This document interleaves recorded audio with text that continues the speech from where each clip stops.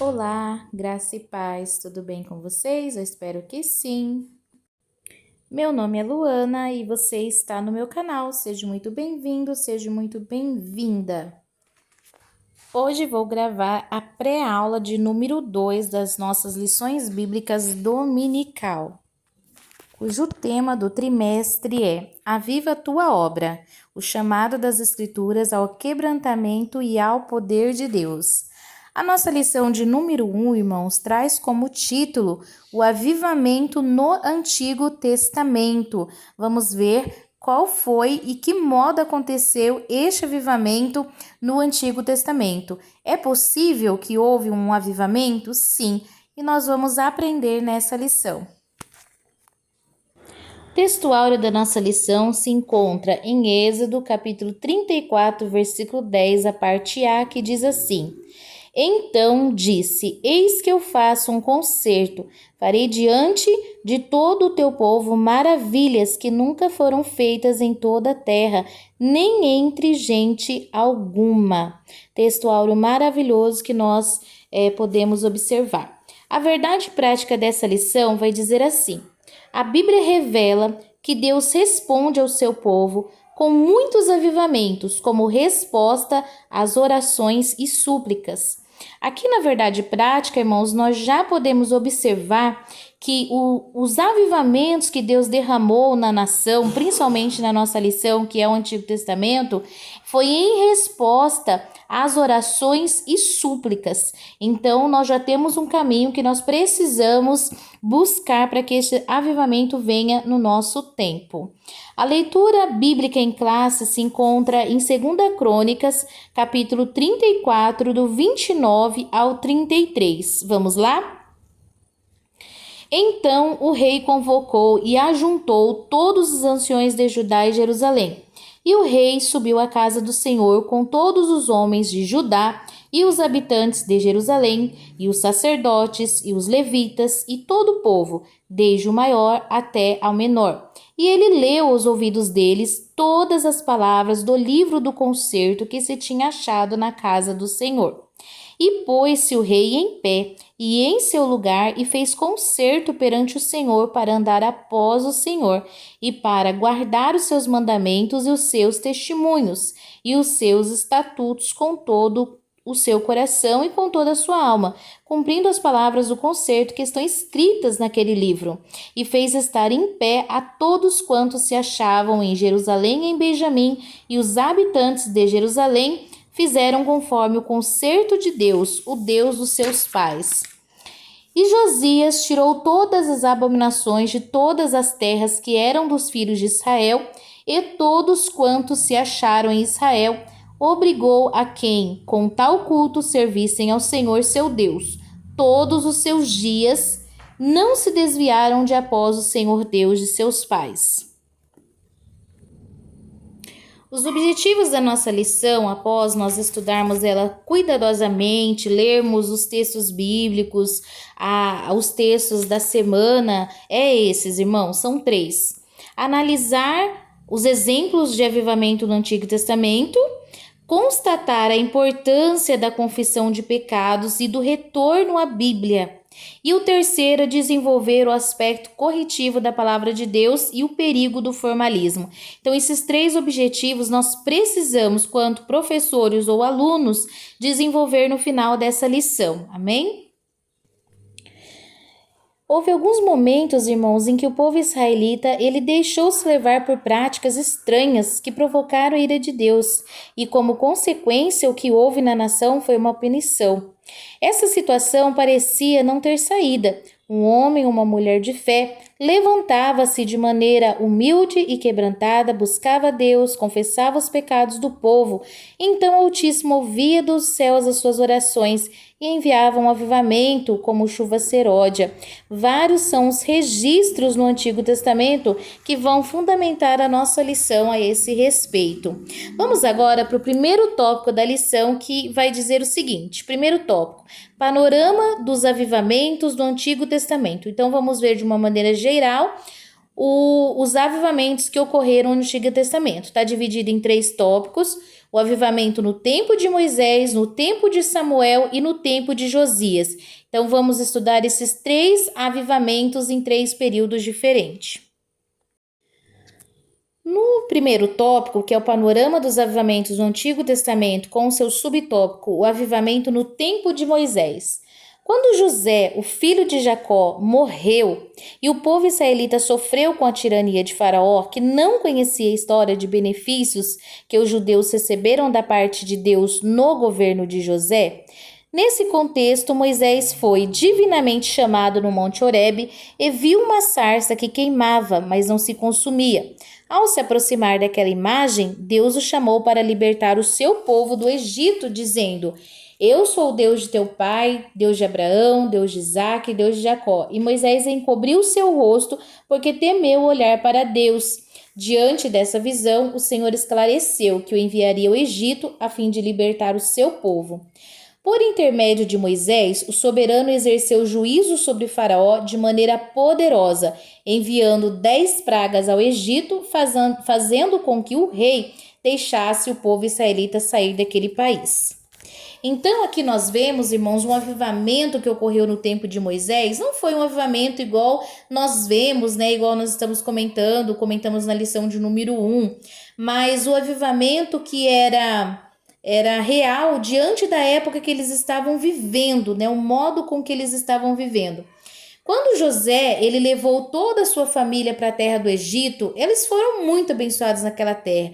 Mas como José morreu, levantou-se um faraó que não conhecia nada a respeito do que ele tinha feito para o povo do Egito, começou então ali a escravizar aquele povo, né? Para conseguir ali algum benefício daquele povo estranho que não era egípcio. E aí o que acontece? Como eles começaram a ser escravizados, eles começaram a clamar a Deus, eles começaram a suplicar a Deus para que Deus viesse com o livramento e tirasse eles daquela situação, porque eles sabiam das promessas que eles tinham, né? As promessas que foram feitas a Abraão, a Isaque e a Jacó. Então eles sabiam que não era aquela terra o lugar que eles deveriam ficar.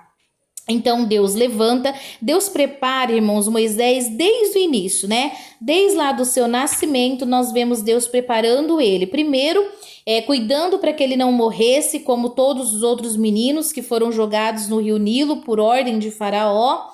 Deus providenciou sabedoria para a mãe dele, providenciou que a filha de Faraó, entre tantos bebês que deveriam ser jogados naquelas águas, ela encontrasse Moisés, providenciou que a irmã, né, de Moisés caminhasse ali à margem do rio e que ela fosse até a princesa e dissesse: olha, você não quer que eu busque uma mãe para cuidar do bebê, né? Então Deus providenciou tudo desde o início. Para quê? Para quando o povo de Deus clamasse por um avivamento, ou seja, por uma mudança de vida, né? O avivamento nada mais é, irmãos, do que uma mudança de vida naquele período. E eles estavam clamando por essa mudança. E Deus preparou Moisés para que chegasse então esse avivamento na vida do povo hebreu. Então o avivamento na época de Moisés era a libertação do povo da terra do Egito. E Deus providenciou tudo até que ele levantou Moisés, mandou Moisés de volta para o Egito, porque ele já estava ali meio que fugitivo, né?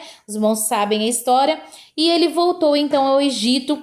Deus usou ele para falar com o faraó, Deus usou ele para mandar ali algumas pragas para o Egito, né? 10 pragas para o Egito, para que o avivamento viesse. E aqui eu já vejo algo importante que nós lemos na nossa verdade prática, que o avivamento vem em resposta às orações. Então, o clamor daquele povo estava chegando a Deus e Deus enviou Moisés para trazer libertação e também o avivamento a seu tempo para aquele povo. No segundo subtópico vai falar sobre o avivamento no tempo de Samuel. Vamos ler aqui uma parte. Deus usou o profeta Samuel para denunciar a maldade do povo rebelde, a apostasia e o desprezo pelo sagrado no tempo do sacerdote Eli. Então, uma guerra contra os filisteus se instalou na região de Efraim, e os israelitas foram derrotados. Resultado, a arca foi tomada e os filhos de Eli que eram sacerdotes, foram mortos. E ao saber da tragédia com seus filhos, bem como da tomada da arca pelos filisteus, o sumo sacerdote Eli também morreu. Foi nesse contexto, destes acontecimentos que Samuel exortou os israelitas ao arrependimento.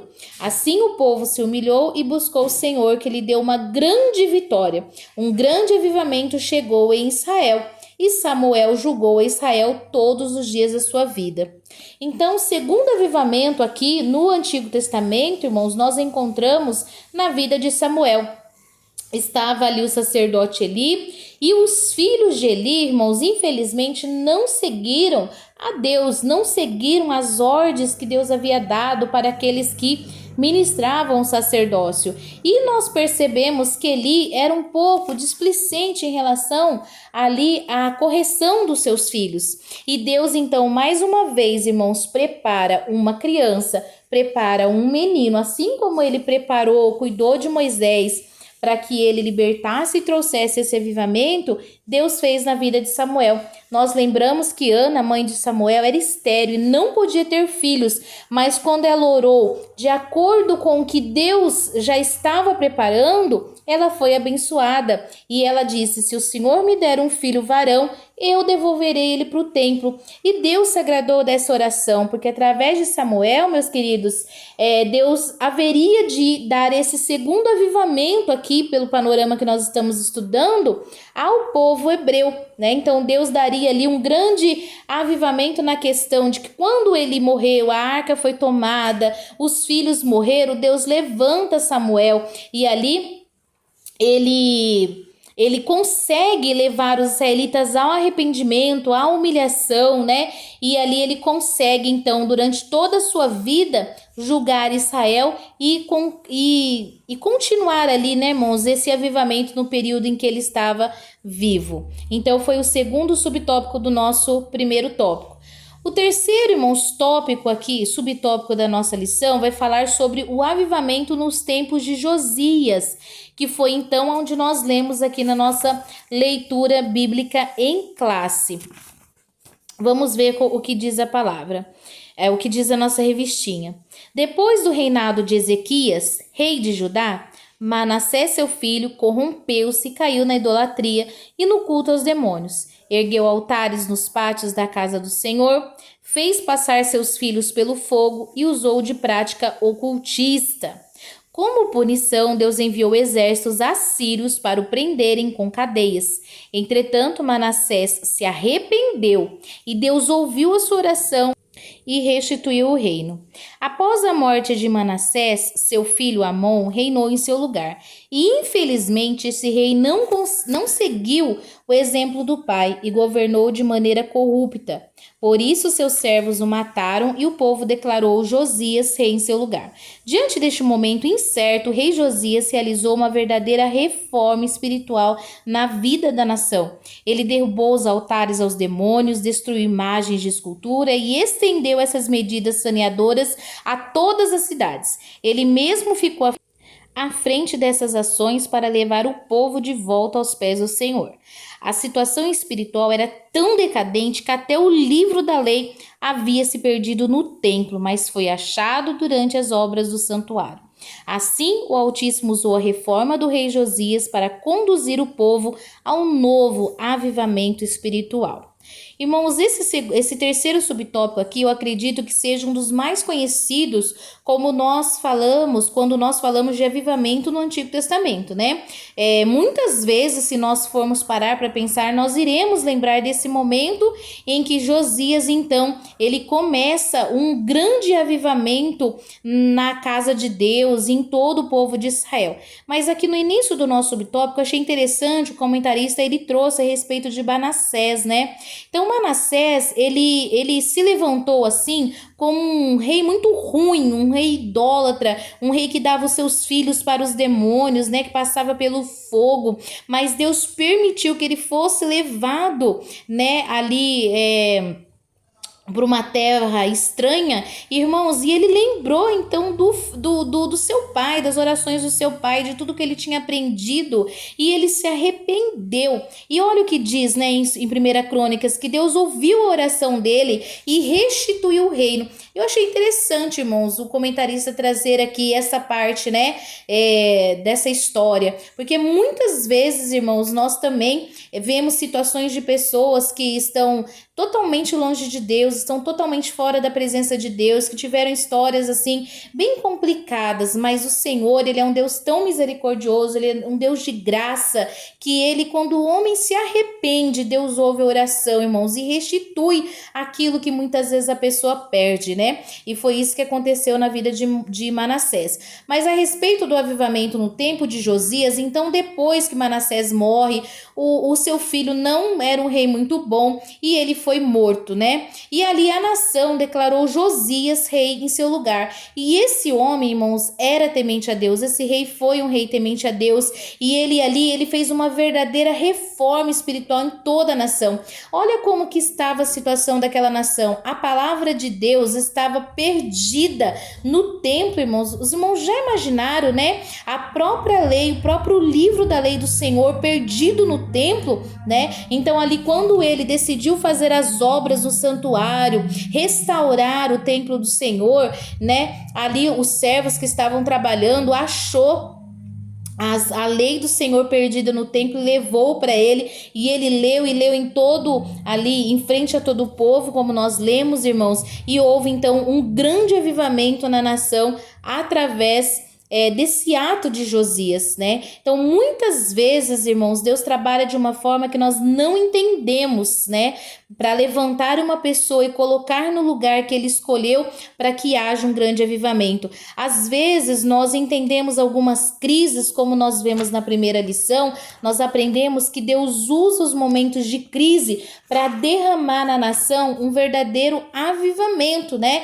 Nós vimos na primeira lição que uma das pré-condições para que haja um despertamento, avivamento, é um momento de crise. Por quê? Porque isso nos leva, irmãos, a orar, a buscar, a clamar ao Senhor, a querer ler as Escrituras, a querer ver as promessas de Deus para a nossa vida. E quando nós fazemos isso, nós nos achegamos mais perto de Deus, nós buscamos o conhecimento dele e ele, com as suas mãos graciosas e benditas, ele derrama sobre as nossas vidas o avivamento espiritual, que nada mais é, irmãos, de nós sentirmos ele mais perto de nós vemos as promessas dele se cumprindo nas nossas vidas. E é justamente isso que no tempo de Josias o povo hebreu então recebeu do Senhor. Amém? Então nós terminamos o primeiro tópico a respeito aqui de um pequeno panorama dos avivamentos que houve nesses 3 períodos.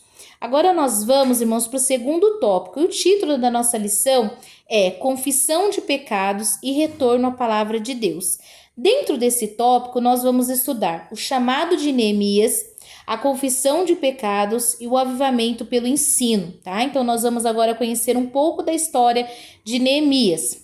Primeiro tópico, o chamado de Neemias. Neemias se achava na função de copeiro do rei Artaxerxes, da Pérsia, quando foi informado da miséria em que a cidade de Jerusalém se encontrava. Apesar de o templo estar reconstruído, os muros da cidade estavam fendidos e as suas portas queimadas a fogo. Neemias orou durante 4 meses com grande lamentação. Então nós vemos aqui um homem que estava tranquilo, seguro ali naquele país, né? Ele estava ali na Pérsia e o povo já havia voltado, irmãos, do cativeiro para a terra de Jerusalém, já havia reconstruído o templo, mas os muros da cidade estavam todos caídos. O que significava isso? Uma cidade que não tinha muros, irmãos, erguidos, fortes, consistente, era uma cidade vulnerável, uma cidade um país, né, que a qualquer momento nações estrangeiras poderiam atacar, vencer, derrotar e tomar aquela cidade, né? E ali, Neemias, ele começa a orar, ele começa a chorar e durante 4 meses, né, aqui a nossa lição vai nos dizer que ele buscou a Deus pedindo para para que Deus fizesse alguma coisa, porque ele sabia que a cidade estava totalmente vulnerável com seus muros em ruína. E no segundo subtópico vai falar sobre a confissão de pecados, a confissão que Neemias fez, irmãos, durante essa oração em que ele estava ali colocando a Deus esse choro, essa lamentação a respeito dos muros. Então ele disse assim, Neemias 1, versículo 6: E faço confissão pelos pecados dos filhos de Israel, que pecamos contra ti, e também eu e a casa de meu pai pecamos. Essa foi um dos pontos altos da oração de Neemias. Na condição de um intercessor, ele se incluiu entre os pecadores, mencionando a casa do seu próprio pai.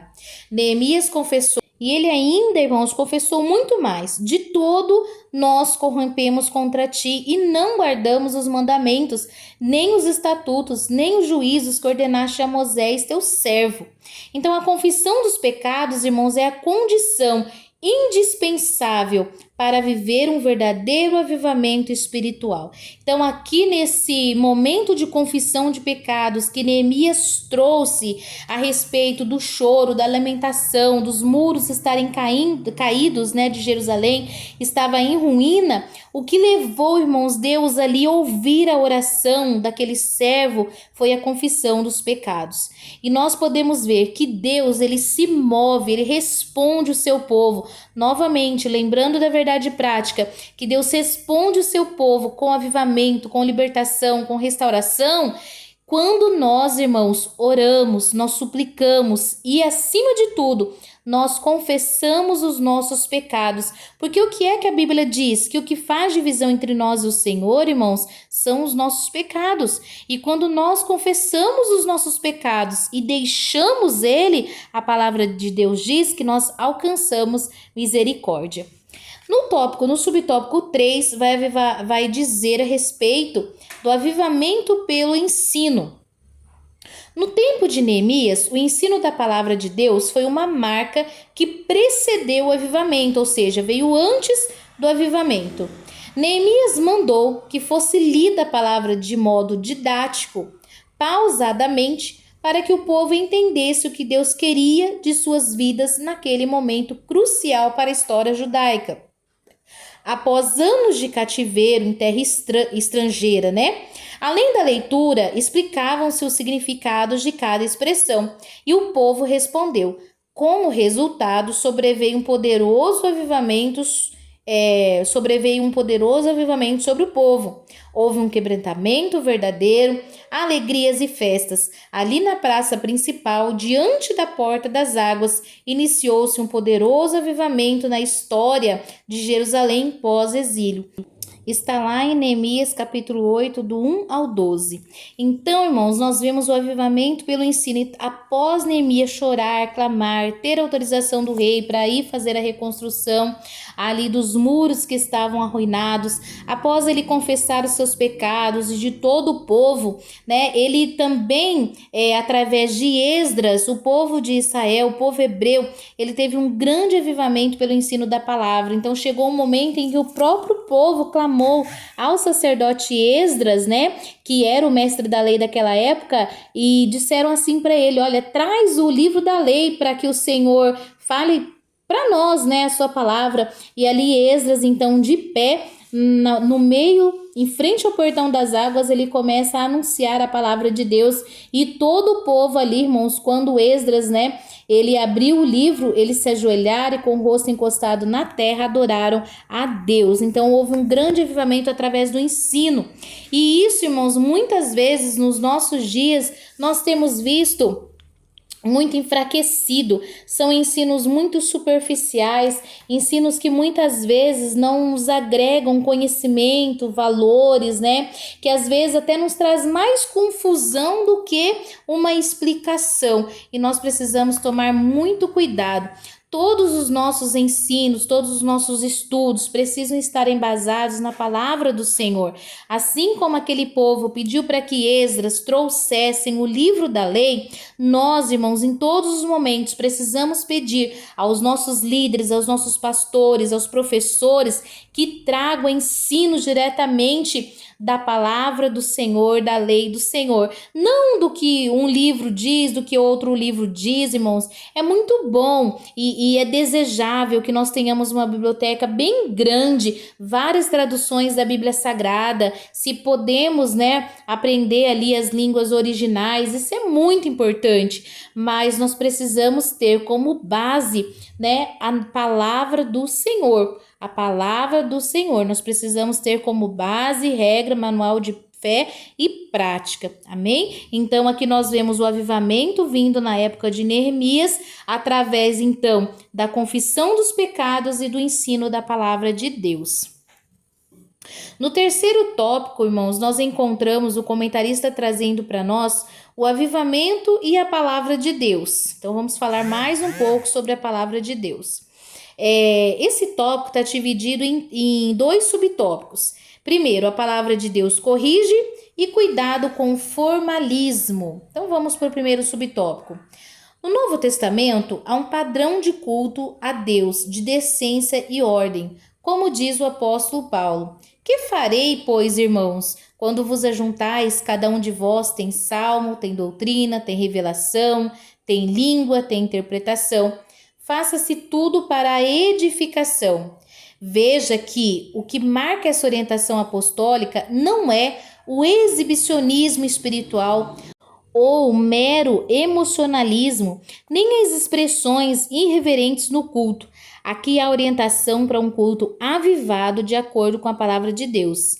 Nesse culto, Deus pode enviar um avivamento genuíno como resposta ao quebrantamento espiritual e às orações do povo de Deus, Então nós vemos, irmãos, nesse tópico a respeito do avivamento e a palavra de Deus. Então a palavra de Deus, ela corrige, ou seja, ela vem nos instruir como nós devemos nos portar. Então, o comentarista está dizendo que no Novo Testamento, irmãos, nós temos um estilo, um modelo que nós precisamos seguir, ou seja, os nossos cultos, ele tem que seguir um padrão, tá? Não significa uma liturgia fechada, aonde nada pode ser acrescentado. Não é disso que eu estou dizendo. O que eu estou dizendo, esse padrão de culto, ele deve ser com decência e ordem, Então, nós precisamos entender que Deus, ele gosta e ele quer e ele deseja que nós apresentamos o nosso culto racional diante dele com decência e com ordem. Quantas vezes, irmãos, nós não vemos, muitas desordens, muitos acontecimentos dentro da casa de Deus, no horário do culto, no momento do culto, atrapalhando os irmãos a ouvirem a palavra. Quantas almas sedentas por Deus, querendo ouvir Deus, querendo ter uma vida transformada pelo Espírito Santo e de repente são impedidas por conta de uma irreverência nossa, daqueles que deveriam estar assim mais maduros na fé, para ensinar esses novos crentes, esses novos convertidos, essas pessoas que estão chegando na casa. Então nós precisamos ter cuidado. Sabe quando você vai na casa de uma pessoa, quando você é uma visita, e ali tem aquela criança, aquele filho muito mimado, e ele age ali de qualquer forma, ele não respeita o momento que você está com a visita, ou que você está ali sendo a visita, E ali, de repente, até os pais passam vergonha por conta de desobediência, por conta ali de momentos frustrantes que a criança acaba ali, tendo. Imagine também dentro da casa de Deus, irmãos, Nós somos essas crianças e nós precisamos receber bem aqueles que estão chegando na presença de Deus. Nós precisamos mostrar que dentro dos nossos cultos há uma decência, há uma ordem, nós seguimos um padrão, amém? Não uma liturgia fechada, onde não pode acontecer nada de extravagante, não. Nós somos pentecostais, nós gostamos de cultos avivados, gostamos de culto com revelações de Deus, com curas e milagres, né? E maravilhas, mas tudo dentro da palavra de Deus precisa ser, irmãos, com ordem, com decência, para que o nome do Senhor seja glorificado. E a palavra de Deus vem nos corrigir quanto isso, vem nos ensinar, né? Nós não podemos viver esse exibicionismo que está sendo cultivado em cima dos nossos cultos, né? Quantas vezes, irmãos, nós vemos apenas pessoas, né, ali se auto-intitulando mestres, mas que não traz nada de importante, de espiritual para nós, apenas conta história, traz palavras de frases de efeito e repetem várias vezes aquelas frases de efeito que para muitos corações, irmãos, acabam fazendo sentido, mas que não traz uma mudança de vida. No outro dia, na segunda-feira, né, quando ele vai tentar meditar no que foi dito no domingo, ele não encontra base, ele nem às vezes consegue. Ele não encontra base, irmãos, nem consegue às vezes lembrar da palavra que foi lida no domingo. E isso é muito ruim, por isso que esse tópico vem sendo muito importante aos nossos corações, né? Dizendo que a palavra de Deus, ela vem nos corrigir, ela vem nos ensinar e mostrar que Deus exige um padrão daqueles que querem servir a Ele, até mesmo dentro dos cultos. Ele quer um culto em que Ele possa entregar um verdadeiro genuíno como resposta ao nosso quebrantamento, irmãos, e que haja mudança no dia seguinte, que não fique apenas nas quatro paredes do culto, mas que durante a semana você possa demonstrar que você foi avivado pelo Espírito Santo com as suas atitudes, com os seus gestos e com os frutos do Espírito sendo derramados na sua vida. No segundo subtópico do nosso terceiro, e já finalizando a nossa lição, vai falar sobre o cuidado com o formalismo. Com o formalismo, queremos dizer a respeito do que é formal, metódico e rigoroso. É o extremo oposto do mero emocionalismo e exibicionismo espiritual. É verdade que não é errado observar regras, preceitos e métodos. No entanto, o formalismo assume uma característica negativa quando o cuidado e o zelo pelo que é formal sobrepõem a necessidade espiritual da igreja. Ora, quando Deus envia um avivamento espiritual, o Santo Espírito tem liberdade na igreja. Os corações estão sensíveis à voz de Deus. Os dons espirituais atuam de maneira abundante. A atmosfera espiritual muda o ambiente. Deus age em favor do seu povo. Tudo é feito de acordo com a palavra de Deus e para a edificação dos santos. 1 Coríntios 14, 26. Então, nós já falamos sobre isso, né, irmãos? Então, quando nós dizemos que nós precisamos de decência e ordem, que nós precisamos ter um padrão, nós não podemos confundir com esse formalismo extremos, né? Aquilo que é metódico, que é rigoroso. De maneira alguma, irmãos, nós precisamos dar liberdade ao Espírito Santo agir, porque ele vai agir de acordo com toda reverência, com toda decência, né? Então nós precisamos tomar muito cuidado. Nós precisamos sim ter um padrão, mas nós também precisamos saber que Deus age de muitas maneiras, de várias formas, claro, dentro da palavra de Deus. Não podemos deixar doutrinas estranhas, costumes estranhos, né, invadir os nossos cultos e dizer que é uma ação espiritual. Tudo aquilo que não está de acordo com a palavra de Deus, que Deus não deixou revelado pelo seu Espírito, através ali dos homens que ele escolheu para que fosse escrito, nós não podemos aceitar, né, irmãos? Precisamos tomar cuidado também quanto a isso. Então, aqui encerro os 3 tópicos da nossa lição. Eu gostaria agora de ler aqui o finalzinho, que é a nossa conclusão, que vai dizer assim: os avivamentos no Antigo Testamento sempre vieram como respostas ao quebrantamento espiritual e às orações do povo de Deus. Isso se dava sempre diante de uma situação de calamidade ou de decadência espiritual e moral. Por misericórdia e bondade, Deus promovia a restauração de Israel. Que esses avivamentos veterotestamentários nos despertem para fazer a vontade de Deus nesses tempos difíceis de frieza e mornidão espiritual. Amém? Então, irmãos, esta lição que ela vem nos falar a respeito de avivamentos que aconteceram no Antigo Testamento, né? Então, nós vimos aqui apenas alguns. Então, nós vimos ali no tempo de Moisés, com a libertação do povo. Nós vimos no tempo de Samuel, quando Samuel, sendo um profeta, um juiz, tudo ali para levar o povo até Deus. Vemos ali o período de Josias, aonde, né, até mesmo o livro da lei havia se perdido de tão longe de Deus que aquela nação estava, mas através do quebrantamento, da oração, eles se voltaram para Deus. Nós vimos também que a confissão de pecados, irmãos, é uma pré-condição para que haja esse avivamento, para que haja, né, esse derramar do Espírito de Deus sobre as vidas que estão ali clamando por isso, né? E também através da palavra, nós sabemos que o avivamento ela vem pela leitura da Bíblia, por conhecer as Sagradas Escrituras, amém? É isso que nós temos para dizer nessa pré-aula. Que Deus abençoe muito a sua vida, continue seus estudos, que o Senhor tem muito a dizer para você. Aqui dentro do nosso Revisando o Conteúdo, nós vamos ter 5 questões para responder. Eu vou só deixar aqui as questões e você vai estar respondendo. O que Deus fez por intermédio de Moisés? Qual a reação do povo à exortação de Samuel? O que caracterizou o avivamento em Neemias? Qual foi uma marca que precedeu o avivamento no tempo de Neemias? O que acontece quando Deus envia um avivamento? Irmãos, isso aqui eu gostaria de ler essa resposta.